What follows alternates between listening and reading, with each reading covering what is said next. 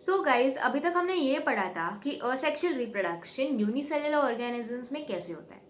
अभी हम देखेंगे मल्टीसेलुलर ऑर्गेनिजम्स में ये कैसे होता है।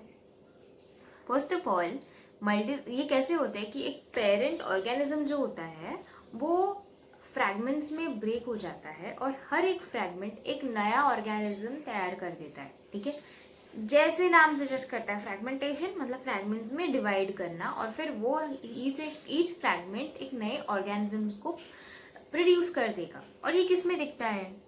एक एल्गे होता है स्पाइरोगाइरा और स्पॉन्जेस लाइक साइकॉन, इसमें होता है। साइकॉन अगर एक्सीडेंटली अगर वो ब्रेक हो गया तो हर एक उसका पार्ट एक नए ऑर्गेनिज्म में तैयार हो जाएगा। तो ये प्रोसेस थी फ्रैगमेंटेशन की।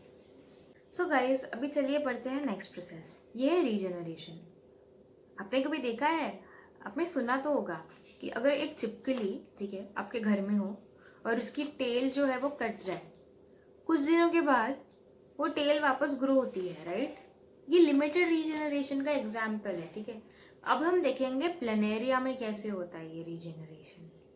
तो अगर आप प्लेनेरिया को देखो, पहले ये देखो प्लेनेरिया कैसा है, ये फुल प्लेनेरिया है। फिर बाद में क्या हो जाता है, इसका जो हेड और टेल का जो पोर्शन है अगर वो सेपरेट हो गया तो हेड की साइड से एक डिफरेंट प्लेनेरिया बनेगा और टेल के साइड से एक डिफरेंट प्लेनेरिया बनेगा। तो इसका मतलब ये है एक प्लेनेरिया से दो प्लेनेरिया तैयार हो सकते हैं।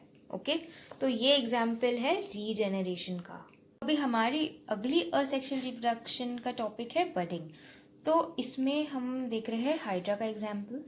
जो हाइड्रा है वो कैसे रिप्रोड्यूस करता है, असेक्सुअली कैसे रिप्रोड्यूस करता है। इसमें क्या होता है कि हाइड्रा में एक छोटा सा बर्ड तैयार हो जाता है।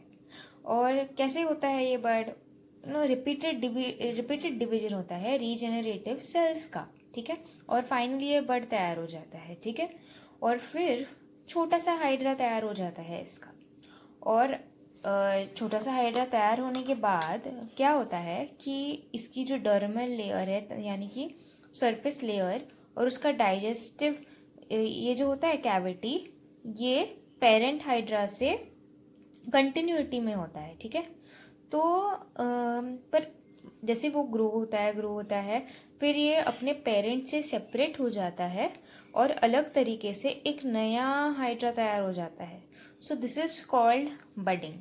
ठीक है, एंड ये यूनिसेलुलर असेक्सुअल रिप्रोडक्शन में जो हमने बडिंग देखा था यीस्ट सेल में, तो ये सिमिलर है। ठीक है गाइस, अब हम पढ़ेंगे वेजिटेटिव प्रोपगेशन। तो ये बहुत ही ज़्यादा इंटरेस्टिंग टॉपिक है। तो वेजिटेटिव रिप्रोडक्शन है क्या? वो टाइप ऑफ रिप्रोडक्शन जिसमें रिप्रोडक्शन किससे हो रहा है, वेजिटेटिव पार्ट से हो रहा है, जैसे कि रूट, स्टेम, लीफ, बर्ड, इन सब से ये रिप्रोडक्शन, इन सब की मदद से ये रिप्रोडक्शन होता है। अगर हम देखेंगे पटेटो को, ओके पटेटो में कैसे आपको एक ग्रोथ दिखाई दे रही है ये वाली, तो ये ग्रोथ कहाँ से हो रही है, पटेटो के आइस से। ठीक है, तो ये ग्रोथ पटेटो के आइस से होती है, ये एक एग्जाम्पल है। फिर एक है ब्रायोफाइलम। अगर आप ये देखोगे ब्रायोफाइलम, इसका ग्रोथ कैसे ये ग्रोथ हो रहा है, ब्रायोफाइलम का जो लीफ है उसके मार्जिन्स में देखो ग्रोथ हो रहा है। और अगर आप कैरेट और रेडिश देखोगे, इसका वेजिटेटिव प्रोपोगेशन कैसे होता है, रूट्स की मदद से होता है।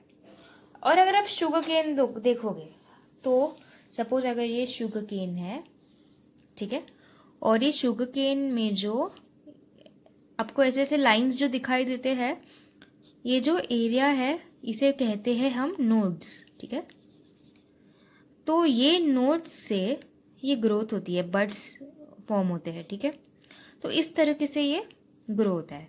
तो ये कुछ एग्जाम्पल्स थे वेजिटेटिव प्रोपगेशन के। ठीक है, तो गाइज अगर आप ब्रेड को कुछ दिनों तक बाहर छोड़ दो तो उस पर आपको क्या दिखाई देता है, कुछ दिखाई देता है ना, राइट। फंगस ग्रो होता है उस पर। अभी हम देखेंगे कि फंगस में सेक्सुअल रिप्रोडक्शन कैसे होता है। ये हम देखते हैं कि फंगस में सेक्सुअल रिप्रोडक्शन कैसे होता है। तो एक तरीके का फंगस होता है म्यूकोर। म्यूकोर के पास फिलामेंटस बॉडी होती है। फिलामेंटस का मतलब क्या, मतलब ये ऐसे इसे हाइफे बोलते हैं। ठीक है, ये फिलामेंट जैसा है ना।